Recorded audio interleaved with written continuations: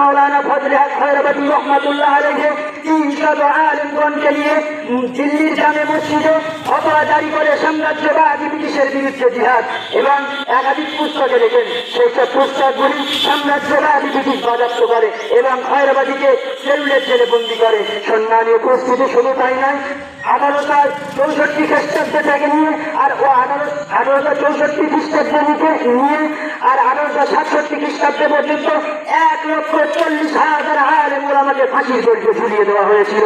তারা জানতো, তারা ইংরেজ শাসক জানতো যে যদি আমরা এই ভারতবর্ষ থেকে আলেম ওলামাকে যদি না বিক্রি দিতে পারি তাহলে এই ভারতবর্ষে আমাদের আর রাজত্ব করার কোনো অধিকার থাকবে না। এই আলেম ওলামাকে যদি আমরা যদি না এদেরকে নিশ্চিহ্ন করতে পারি তাহলে এই ভারতবর্ষে আমাদের আর কোনো জায়গা থাকবে না, আমাদেরকে এখান থেকে বিতাড়িত হবে। এই জন্য তারা সর্বপ্রথম আলেম ওলামা সম্প্রদায়কে নিশ্চিহ্ন করতে লাগলো। সম্মানীয় উপস্থিতি, সেই 3 বছরের মধ্যে 1,40,000 আলেম ওলামাকে ফাঁসির দড়িতে ঝুলিয়ে দেওয়া ছিল। সম্মানীয় উপস্থিতি, শুধু তাই নয়, মিস্টার টমসন তার জীবনীতে লিখেছেন দিল্লির চাঁদনি চক থেকে নিয়ে আর ফাইবার পর্যন্ত একটি সড়ক চলে গিয়েছে, তার দুই পাশে এমন কোন বৃক্ষ ছিল না যে সেখানে একটা আলেম ওলামাকে ফাঁসির দড়িতে ঝুলিয়ে দেওয়া হয়নি। সেই সমস্ত কথা যখন স্মরণে পড়ে বুক করে হাহাকার, দুই নয়ন দিয়ে ধরে যায় অঝর নয়নে পানি। সম্মানীয় উপস্থিতি, শুধু তাই নয়, তার কয়েক বছর পর অর্থাৎ স্বাধীনতার কিছু পূর্বে হুসাইন আহমদ মাদানী রহমাতুল্লাহ আলাইহি তিনি প্রকাশ্যে ঘোষণা করেন যে সাম্রাজ্যবাদী ব্রিটিশের বিরুদ্ধে, সাম্রাজ্যবাদী ব্রিটিশকে যে সাহায্য করবে এবং তাদের অধীনে চাকরি করবে সেটা হবে হারাম হারাম হারাম। সেই ফতোয়া জারি করার কারণে হুসাইন আহমদ মাদানী রহমাতুল্লাহ আলাইহিকে গুলির অর্ডার করেছিল সাম্রাজ্যবাদী ব্রিটিশ। সম্মানীয় উপস্থিতি, তার কিছুদিন পরে কারাচিতে একটি বিশাল সমাবেশ ডেকেছিল। সেখানে হিন্দু, মুসলিম, জৈন, খ্রিস্টান এমনভাবে সমস্ত জাতি, ধর্ম, বর্ণ নির্বিশেষে সকল মানুষ সেখানে সমবেত হয়েছিল। কম বেশি কয়েক লক্ষ মানুষ উপস্থিত হয়েছিল।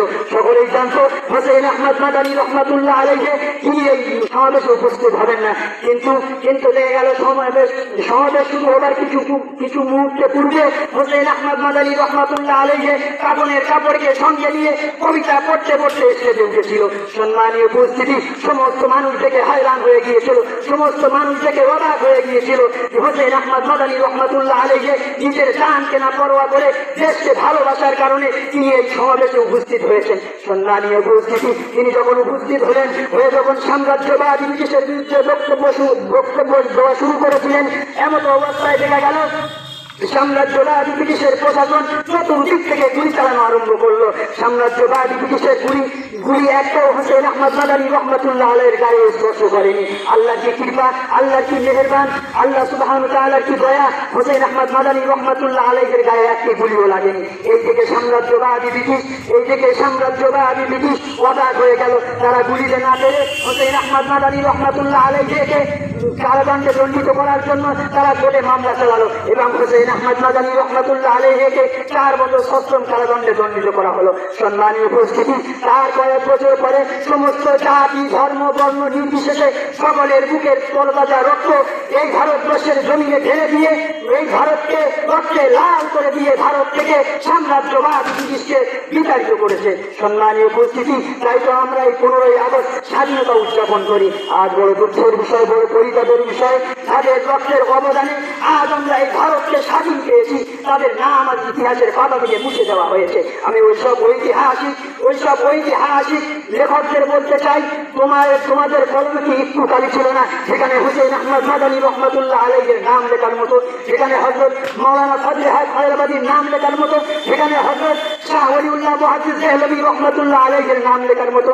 আজ বড় দুঃখের বিষয়, বড় পরিতাপের বিষয়, আমাদের সেই আলেম ওলামাদেরকে, যেসব আলেম ওলামা আজ এই ভারতবর্ষের স্বাধীনের পিছনে প্রথম অবদান, তাদের নাম আজ ইতিহাসের পাতা থেকে মুছে দিয়েছে। সম্মানীয় উপস্থিতি, শুধু তাই নয়, আজ যদি স্কুল, কলেজ, ইউনিভার্সিটির ছাত্র শিক্ষকদের কাছে প্রশ্ন ছুড়ে দেওয়া হয় এই ভারতবর্ষ স্বাধীন হওয়ার পিছনে সব থেকে বড় অবদান কাদের, তারা বলবে গান্ধীজি, নেতাজি সুভাষচন্দ্র বসু, জওহরলাল জওহরলাল নেহরু, ক্ষুদিরাম বসু এনাদের নাম করবে, কিন্তু তাদের পাশাপাশি হোসেন আহমদ মাদানী রহমতুল্লাহ আলাইহির নেতৃত্বের মতো একজন আলেমের রক্ত এই জমিনে ঝরেছে। সম্মানীয় উপস্থিতি, আজ যদি এই ভারতবর্ষের মাটিকে নিন্দানো যায় তাহলে দেখা যাবে এখান থেকেই আলেম ওলামাদের রক্তে টপকে টপকে পড়ছে। কিন্তু আজ বড় দুঃখের বিষয়, আজ বড় পরিতাপের বিষয়, ইতিহাসের পাতা থেকে তাদের নামগুলোকে মুছে দেওয়া হয়েছে। সম্মানীয় উপস্থিতি, পরিশেষে আমি কবির কণ্ঠে বলতে চাই, রক্তরাঙা ভারতবর্ষ আমাদেরই ভারতে, রক্ত দিয়ে গড়েছি মোরা ভারতবর্ষের স্বাধীনতাকে, রক্ত দিয়ে গড়েছি মোরা ভারতবর্ষের স্বাধীনতাকে। ইতিহাসের পাতায় মোরা পেলাম না কোথায়, তারাই হলো সেনানায়ক যাদের গন্ধ নাই, পেলে কলম বুঝিয়ে দেব সত্য ইতিহাসকারে কয়। ওয়াকিলু দাওয়ানা আলহামদুলিল্লাহি রাব্বিল আলামিন।